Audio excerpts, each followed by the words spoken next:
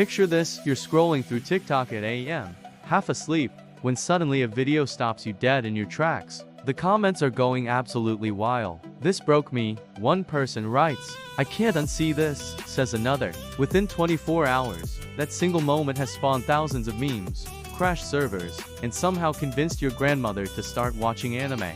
It was pure psychological warfare disguised as entertainment, and I'm about to show you exactly how they pulled it off. That's exactly what happened when my Dress Up Darling Season 2 dropped its first episode. But here's the thing nobody's talking about. Sarah was a 34-year-old accountant from Ohio who had never watched anime in her life.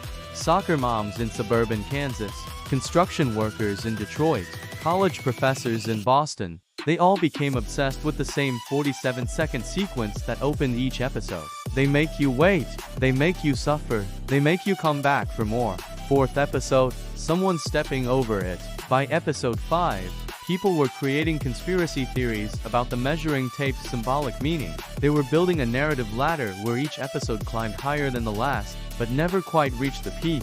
Every time you thought you'd figured out the pattern, they'd throw a curveball that reset your expectations. Reddit threads with thousands of comments. YouTube analysis videos hitting millions of views. She thought it was weird cartoon stuff for teenagers. The sewing kit wasn't for Marin's costume at all. It was for his grandmother's old kimono that he'd been afraid to touch for years.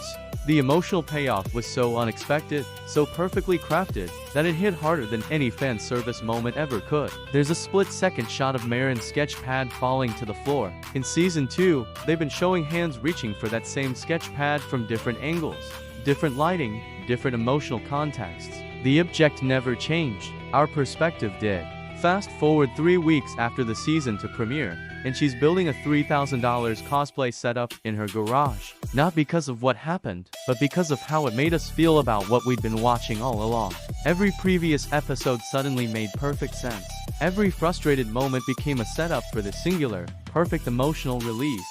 Episode 8's title sequence showed both Marin and Goju reaching for the same object, but the camera angle made it impossible to see what it was. They hadn't just created viral content, they'd created a movement, a community, a shared experience that transcended the medium itself. Not with memes this time, but with genuine emotional responses. It was storytelling at its most fundamental level, the art of making people care deeply about something they didn't even know they needed. Artwork inspired by the show, cosplays that pushed boundaries, stories about finding the courage to pursue their own passions, about Sarah in her garage, building her first cosplay, about the millions of people who discovered something about themselves while waiting for a sketchpad to be picked up. People were crying, people were calling their friends, people were sharing deeply personal stories about their own creative journeys. The measuring tape had become a symbol of vulnerability. The sketchpad represented dreams deferred. The sewing kit meant finding the courage to create. The frustration was palpable. Twitter hashtags started trending. Hashtag what are they reaching for became a global phenomenon. The measuring tape that started as a meme had evolved into a symbol of artistic growth. They'd taken a romance anime about cosplay and turned it into a meditation on the creative process itself. Every viewer saw their own struggles reflected in those title sequences. Every frustrated moment of waiting for the reveal became a mirror for their own fear of vulnerability. What changed?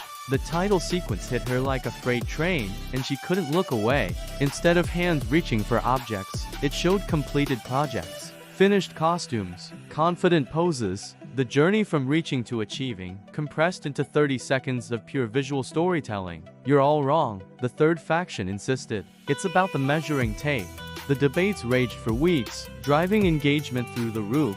The title sequence shows Goju's hands shaking as he reaches for his sewing kit. They were conducting a massive psychological experiment on their audience, and we were all willing participants. The community went ballistic. This is it, they said. This is the moment. Speculation ran wild. Fan art exploded across social media. Cosplayers started planning elaborate recreations before the episode even aired. The title they chose wasn't random. It wasn't some marketing committee's safe bet. Before we dive into the chaos that followed, let me tell you about Sarah. They engineered it using a technique I call emotional loop trapping.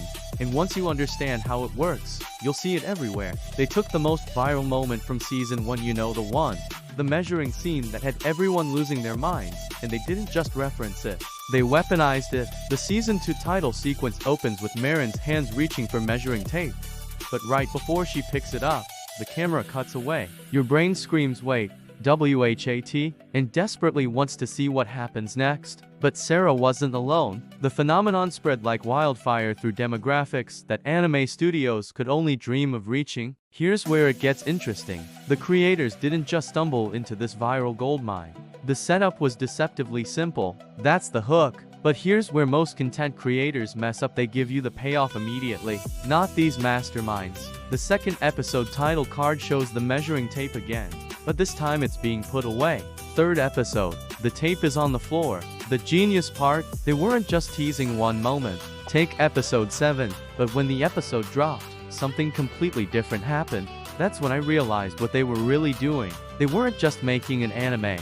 The comments section became a battlefield of theories. It's about growth. Some argued. It's about facing your fears. Others countered. Meanwhile, the creators were quietly setting up their next track. But here's the beautiful part. The answer was hiding in plain sight the entire time. Go back and watch the season 1 finale. The payoff in episode 9 was transcendent. Social media exploded. The creators had pulled off something unprecedented. But the real masterstroke came in episode 10. The title sequence was different. Everyone lost their minds. Again, but this time, it was different. People weren't just sharing the content, they were sharing their own creations. The viral moment wasn't just about the anime anymore. It had become a cultural catalyst, inspiring real-world creativity and connection. And that's when I understood the true genius of their approach. The title that had everyone questioning reality wasn't just clever marketing. Now, every time I see someone reaching for something just out of frame, I think about those viral moments. The measuring tape is still there, by the way, in the corner of the final shot, waiting for season 3.